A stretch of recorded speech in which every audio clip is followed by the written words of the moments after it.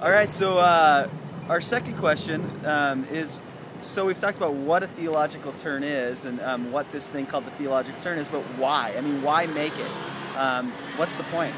Well, and the way a lot of you would answer that, and I think the way I would answer that as a pastor, is if it's not a theological enterprise, if youth ministry is about education or sociology or development or something else, pop culture maybe, it's not ministry. It might be something good, it might be something valuable, but it's not representing God. And the interest and the energy around youth ministry lately seems to be about how do we get God back into what we're about? How do we jump on board with what God is already doing with you?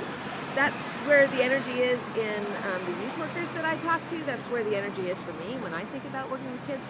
And so the theological turn in some ways is just naming an instinct that in some ways youth pastors are about pioneering. It's not an instinct that's different from ministry generally. It's about making youth ministry about ministry generally instead of about something else. Yeah. And I would add, when I was at Fuller Seminary and studying with Ray Anderson, he used to always make this point that Jesus' ministry was not to the world, that Jesus' ministry was to the Father on behalf of the world. Huh. That Jesus was actually trying to be obedient to the Father. And I think in youth ministry we've burnt ourselves out, and because we often think it's our ministry, it's about what we do, it's about getting kids to come to church, it's about getting kids to be involved in the confirmation. And I think the theological turn is so significant because it's not about you, it's about you participating in God's action. In the life of God. And partly youth ministry has an instinct for that anyway, because there's this underlying missional instinct that a lot of youth pastors seem to have, a lot of youth workers have.